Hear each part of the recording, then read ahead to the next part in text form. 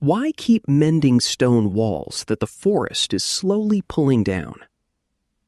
250,000 miles of stone walls still stand in the New England woods, relics of a sheep farming boom that went bust long ago.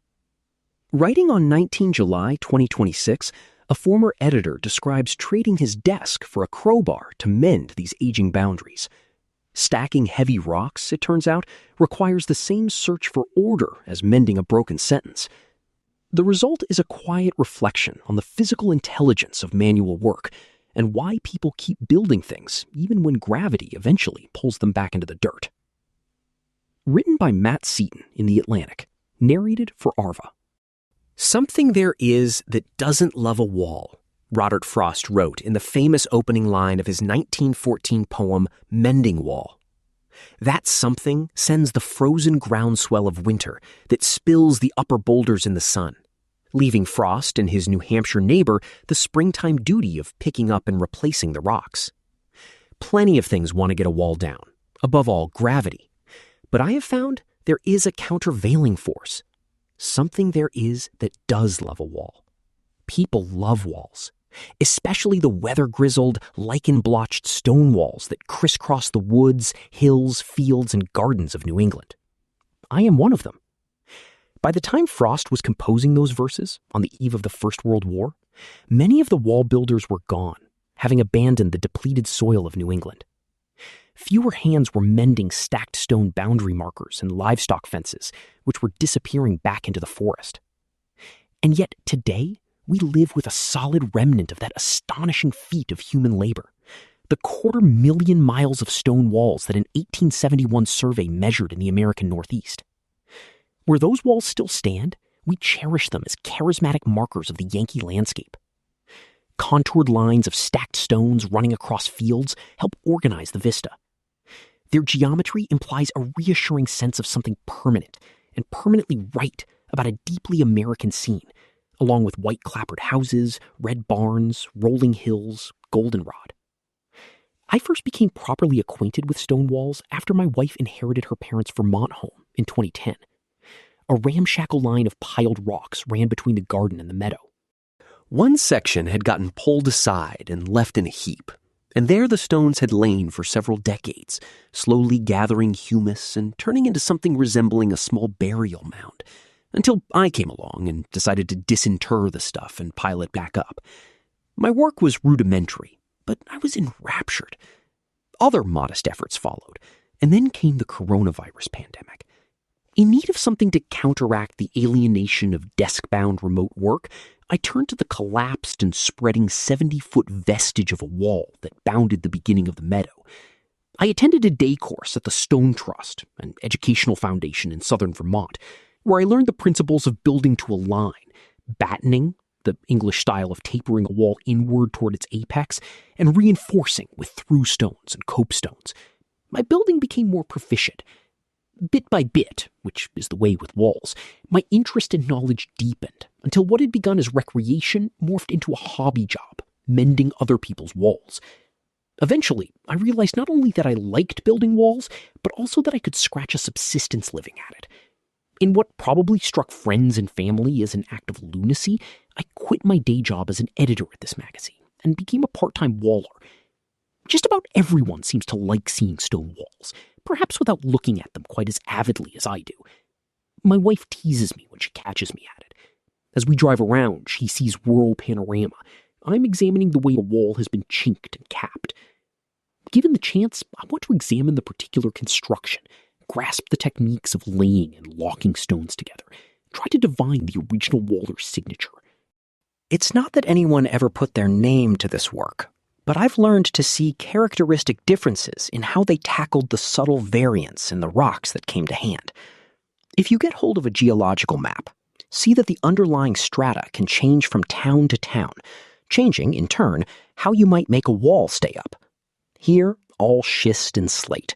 There, all gneiss and feldspar.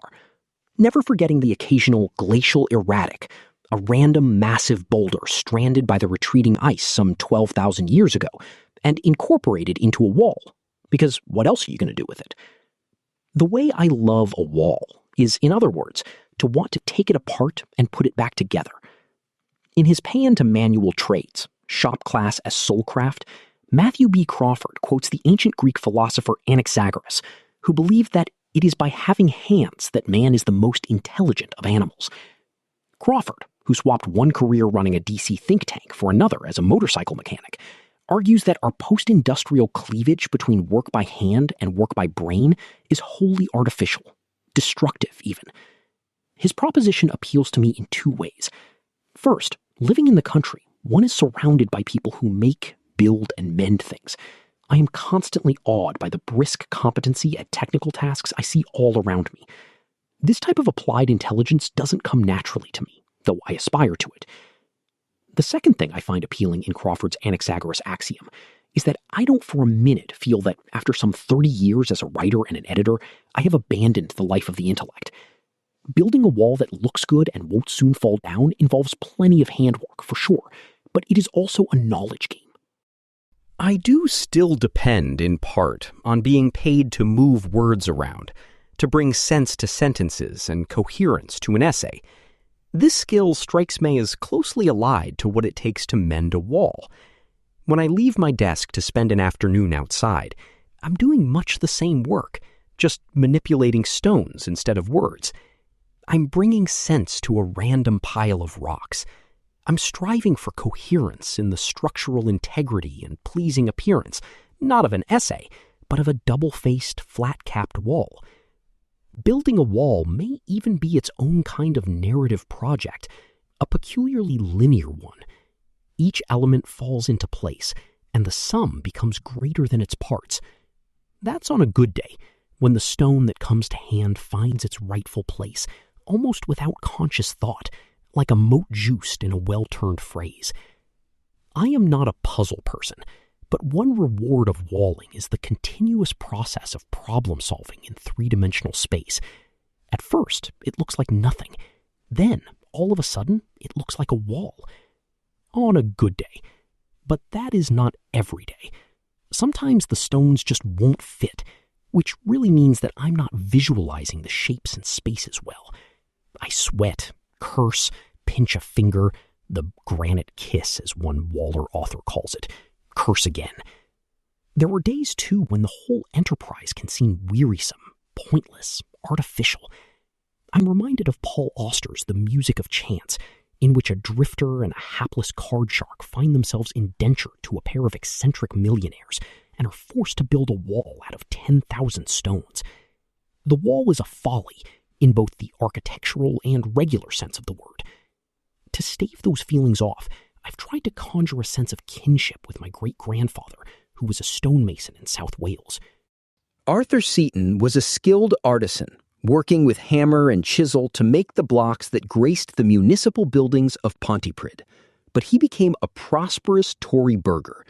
He was also a terrific imperialist who named his villa Jacobsdal in homage to the Boer War victory in which his son George, my grandfather, played a part.